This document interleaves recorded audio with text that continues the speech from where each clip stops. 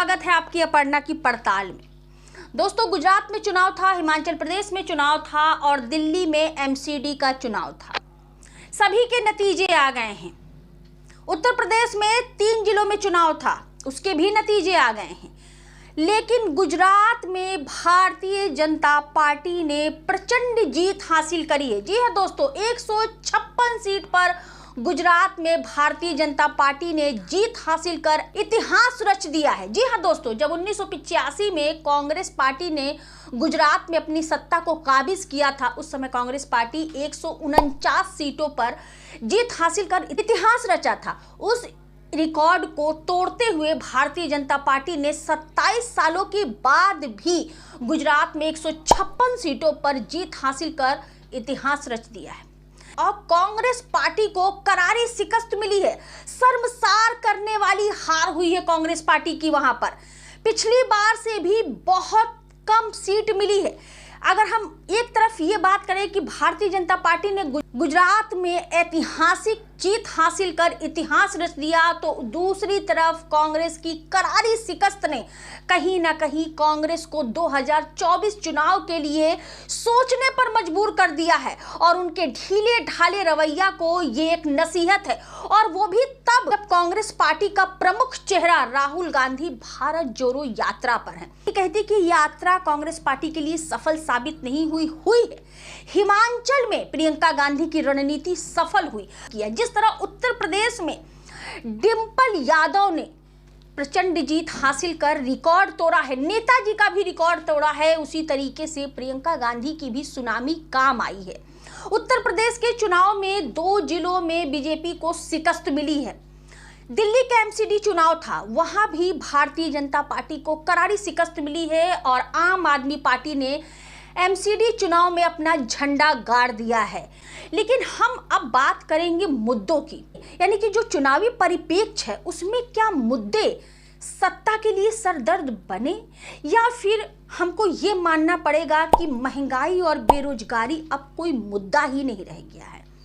लेकिन मेरा जो 3 साल का अनुभव है वो कहता है कि जी नहीं, महंगाई और बेरोजगारी बहुत बड़ा मुद्दा है। और इस भारत की 80% जनता के लिए तो बिल्कुल महंगाई और बेरोजगारी एक बहुत बड़ा मुद्दा है। और ये बात हमारे माननीय प्रधानमंत्री स्वयं कहते हैं। 80% जनता जो है वो मुफ्त के राशन पर टिकी हुई है, तो फिर महंगाई मुद्दा कैसे नहीं हो सकता। इसका ज्वलंत उदाहरण अभी है, कितने विरोध किए युवाओं ने, जैसे कि एनटीपीसी डी ग्रुप का विरोध किया, इतना बड़ा प्रदर्शन हुआ, इतना प्रदर्शन हुआ, इतना आक्रोश था युवाओं में, आंदोलन हुआ। या फिर हम बात कर लें अग्निपथ योजना के विरोध में युवाओं में आक्रोश देखने को मिला, युवा सड़क पर आ गए। इसका मतलब बेरोजगारी एक बहुत बड़ा मुद्दा है। लेकिन ये मुद्दा चुनाव में कारगर साबित क्यों नहीं हो पाता है? सवाल बहुत कठिन है दोस्तों। जब मैंने विधानसभा चुनाव के दौरान अपने उन्नाव के 6 सीट का जब दौरा किया, तो लोग मानते हैं कि मैडम महंगाई मुद्दा है, बेरोजगारी मुद्दा है, लेकिन वो कहते हैं कि हमारे पास जो भारतीय जनता पार्टी का एक बड़ा चेहरा है, उत्तर प्रदेश में एक बड़ा चेहरा है, दोनों चेहरों के अलावा जनता को साहब कोई बेहतर विकल्प दिखता नहीं है। मैंने कई ऐसे जीरो ग्राउंड रिपोर्टिंग में कई ऐसे युवाओं को, बुजुर्गों को, महिलाओं को कहते सुना कि we have no more option, हमारे पास कोई दूसरा बेहतर विकल्प नहीं, तो हम करें क्या? क्योंकि हमारे देश का सबसे बड़ा जो वर्ग है जन युवा है, और युवा बेरोजगार है, मुद्दे हैं और जनता जानती है। लेकिन वो कहीं ना कहीं ये सोच लेती है कि चलिए, यदि महंगाई और बेरोजगारी को सरकार पूरी तरह से इसमें विफल रही, तो कम से कम धर्म पर और जाति पर तो हम वोट दे ही सकते हैं, राम मंदिर पर और धारा 370 पर हम वोट दे ही सकते हैं। अब तो आलम यह हो गया है कि पार्षदों के चुनाव में भी धारा 370 का हवाला देते हैं। मुद्दे हैं, बिल्कुल हैं मुद्दे, और जनता विकल्प ढूंढ रही है। अब सोचने वाली बात है कि क्या ये बेरोजगारी धीरे धीरे ही सही, लेकिन धरातल पर आकर के सत्ता के लिए 2024 के लोकसभा चुनाव में एक बड़ी समस्या खड़ी कर सकती है, क्योंकि केवल गुजरात और उत्तर प्रदेश के उपचुनाव में एक सीट, गुजरात ने प्रचंड जीत हासिल जरूर करी है, लेकिन हिमाचल निकल गया।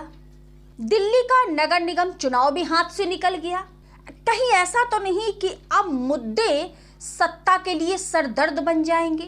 कहीं ऐसा तो नहीं कि 2024 में बेरोजगारी और महंगाई सत्ता की साख को हिला के रख देगी?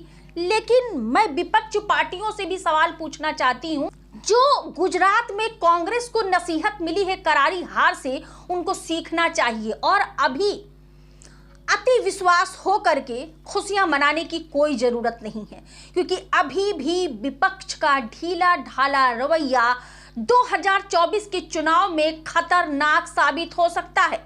जी हाँ दोस्तों, भले प्रियंका की सुनामी हिमाचल में चली और डिंपल यादव की आंधी मैनपुरी में चली, लेकिन फिर भी गुजरात की प्रचंड जीत को हम भूल नहीं सकते हैं और ना ही दरकिनार कर सकते हैं। अब मेरा सवाल विपक्ष पार्टी से है कि देश में महंगाई चरम पर, बेरोजगारी ने इस साल पिछले 45 सालों का रिकॉर्ड तोड़ा।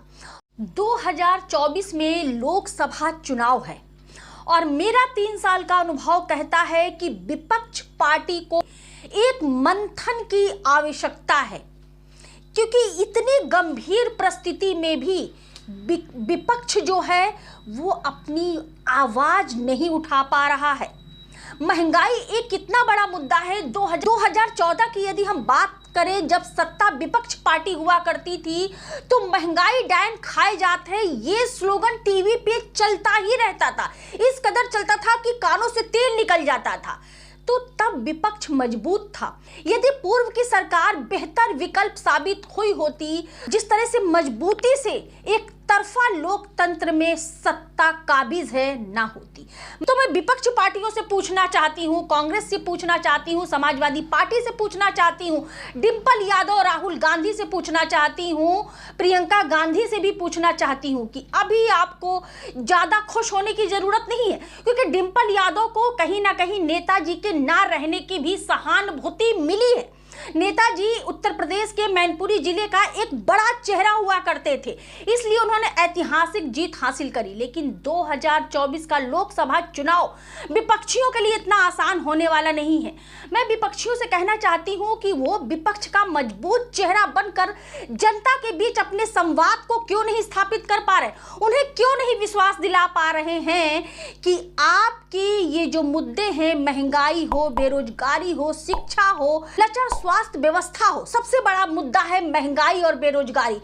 जो वर्तमान में जो सत्ता है उससे हम बेहतर विकल्प साबित हो सकते हैं, ऐसा विश्वास भरा संवाद विपक्ष पार्टी जनता से क्यों नहीं स्थापित कर पा रही है, बड़ा सवाल है। यदि विपक्ष ने ना सोचा, अपनी मशीनरी पर एक होमवर्क की जरूरत है, साथ में बैठ करके एक नई मैनिफेस्टो की जरूरत है।